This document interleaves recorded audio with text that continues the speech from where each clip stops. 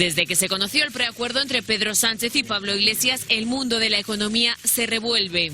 Una cierta preocupación de carácter considerable, ¿no? Un gobierno que ayude la economía, un gobierno que baje el paro. La bolsa española no ha parado de bajar, sí, pero el IBEX 35 lleva cerrando en números rojos desde el pasado viernes, antes de las elecciones. En el decálogo que hicieron público ambos partidos hablan de fomentar la creación de empleo, combatir los trabajos precarios o el blindaje de las pensiones. Según la última EPA, en 2018 el salario medio bruto ha subido casi un 3%. Medidas en las que ya se pusieron de acuerdo en los presupuestos que hace un año llevaron a la Cámara. Más alto de nuestra historia en gasto social. Pero que no lograron sacar adelante. Entre ellas está reducir el IVA a los productos básicos o igualar el impuesto de sucesiones entre comunidades autónomas. Solicitudes de hacer rápidamente donaciones en vida a los hijos para aprovechar que todavía en Madrid el impuesto de sucesiones y donaciones es moderado. Apuestan por subir los tributos, sí, pero a las fortunas de más de 140.000 euros. Las grandes fortunas en España son evidentemente un número muy pequeño. Cualquier medida que se adopte frente a ellas tendrá un efecto recaudatorio siempre muy poco significativo. Todos vamos a pagar más. Ambos partidos hablan también de igualar la presión fiscal española con el resto de países europeos. ¿Es eso factible? La renta media de los españoles es 27.000 y la renta media de los alemanes 38.000. Luego, aplicando ese principio de progresividad que existe en nuestro IRPF, lo lógico es que los alemanes paguen más que los españoles. En un momento en el que ya todos reconocen la desaceleración económica generalizada en toda Europa. ¿Cuál es la solución? Las recetas económicas aconsejables son aumentar la renta disponible de los españoles.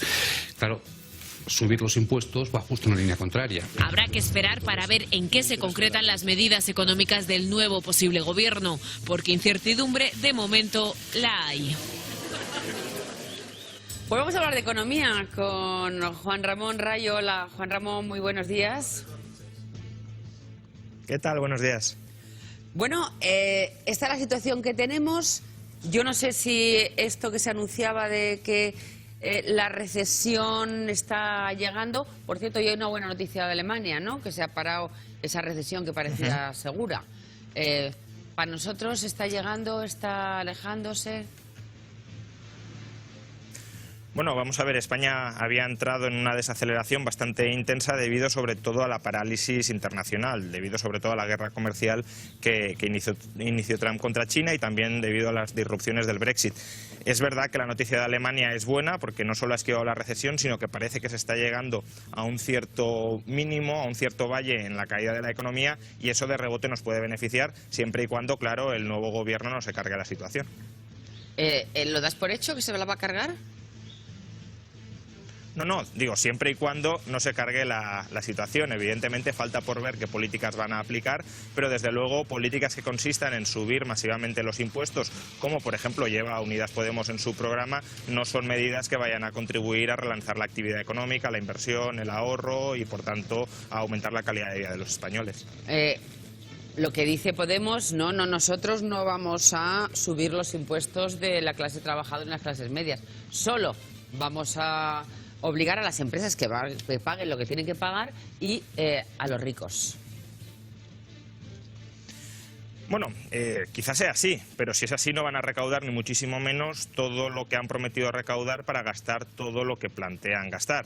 El margen de subida fiscal a las grandes empresas y a las grandes fortunas es bastante reducido. De hecho, lo tenemos cuantificado en el anteproyecto de presupuestos generales del Estado para 2019 que se estrelló en el Congreso. Allí ya había una propuesta consensuada entre PSOE y Podemos de subir impuestos a los ricos y la recaudación que el propio gobierno, no otras fuentes antisocialistas, sino el propio gobierno y Unidas Podemos estimaban de recaudación, eran unos 5.500 millones de euros, es decir, el 0,5% del PIB.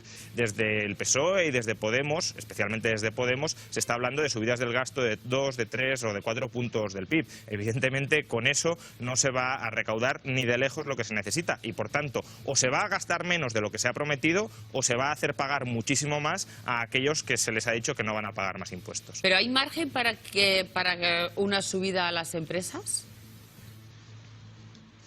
Bueno, ¿Y hay margen algún riesgo? para vaciar y para perjudicar a las empresas siempre hay. Lo que pasa que también en este sentido se están empleando datos falseados. Por ejemplo, se está diciendo que las grandes empresas solo pagan el 7% de tipo efectivo. Si eso fuera así, España se convertiría en el destino prioritario de inversión en todo el planeta. En Irlanda, donde se instalan las grandes multinacionales, pagan el 12,5%. Imaginemos si aquí pagáramos el 7%, pues vendrían todas aquí. No, ese dato, como digo, está falseado porque se están comparando impuestos pagados en España con beneficios obtenidos en todo el mundo. Y nos están computando los impuestos que ya pagan en el resto del mundo. Si nos vamos a las cuentas del IBEX 35, por ejemplo, veremos que lo que están pagando realmente es en torno al 20-25% de impuestos, que es lo que marca la ley. Por tanto, si quieren subir todavía más esos impuestos, será a costa de reducir todavía más los beneficios de las empresas y, por tanto, de perjudicar no solo a los accionistas, sino también a los trabajadores que operan en esas empresas.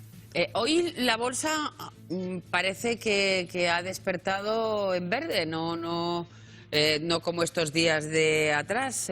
Porque fíjate, curiosamente, el banco que más ha perdido ha sido Bankia, que por el anuncio o la posibilidad de que no se privatice, sino que se convierta, al contrario, en una banca pública, ¿no? Sí, a ver, la evolución de la bolsa en los últimos días ha sido una evolución que no ha sido particularmente grave, particularmente escandalosa, no ha habido un pánico ni mucho menos. Es verdad que el martes Europa sí subió, España no, pero dentro de parámetros bastante normales. Puede que el anuncio de coalición haya influido, pero muy mínimamente y de manera no muy relevante. Ahora bien, en el caso de Bankia es obvio que sí que ha influido, porque no es lo mismo esperar que un banco se vaya a profesionalizar y por tanto vaya a ofrecer rentabilidad a sus inversores, a sus accionistas, que se vaya a politizar y que se vaya a reconvertir en lo mismo que eran las cajas de ahorro en el pasado, es decir, en una entidad donde los políticos manejan el crédito a su antojo para financiar a aquellos grupos de interés, a aquellas industrias, a aquellos amigos que necesitan créditos baratos y que son promovidos por ese banco público a costa del dinero de todos los ciudadanos. En Cataluña, Ramón, ¿tú crees que la economía va a aguantar la gente en la calle o cortando carreteras, aunque sea de una forma selectiva, o realmente no se está notando en la economía catalana? Hombre, evidentemente toda disrupción institucional tiene su impacto, lo tuvo la declaración unilateral de independencia, pero recordemos que incluso en aquellos momentos de fuerte tensión institucional, cuando parecía que podía romperse por un lado o por otro el país, las instituciones, incluso allí que sí tuvo un impacto, la economía catalana se recuperó muy rápido. No olvidemos que Cataluña es una de las regiones más ricas, más dinámicas, más flexibles incluso de España y por tanto tiene una capacidad de salir adelante muy fuerte, a pesar de sus políticos, como también a pesar de nuestros políticos, que ahí en todas Claro, partes porque se supone que en este pacto PSOE-Podemos la parte económica la va a llevar PSOE, pero claro, ahí pueden entrar en colisión Podemos con el PSOE políticamente. Y sobre todo, cuando se habla de subida de impuestos o gravar más a las empresas, a lo mejor el PNV tiene algo que decir, o Junts pel Cat tiene algo que decir, que son partidos que aunque estén unidos por el independentismo, pero no por ideología, ¿no? Sí, totalmente. No olvidemos que el PNV va a tener un cierto derecho de veto en el Parlamento y, por tanto, muchas iniciativas a lo mejor no salen tan adelante. Pero a este respecto sí me gustaría reflexionar sobre un punto de interés. Yo soy muy partidario de la descentralización, tanto administrativa como fiscal, porque creo que es positivo que haya distintos modelos administrativos, que las administraciones se diferencien, incluso que muestren a los ciudadanos distintos modelos de gestión y que los ciudadanos puedan escoger entre ellos.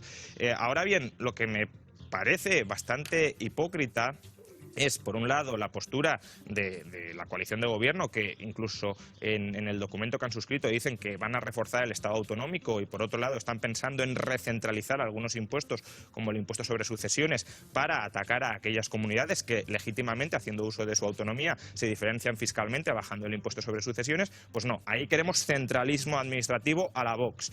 Y luego también me parece hipócrita que partidos que no se juegan mucho en esto, como por ejemplo el PNV, que tiene un modelo fiscal propio, y me parece fantástico que lo tenga, luego terminen votando o terminen convalidando subidas de impuestos al resto de los españoles, justamente si esas subidas de impuestos no les afectan, no tendrían que ser ellos la voz determinante que convalidara ese sablazo fiscal a los ciudadanos del resto de España. ¿Pueden subir o armonizar esos impuestos, sucesiones, patrimonio, en toda España?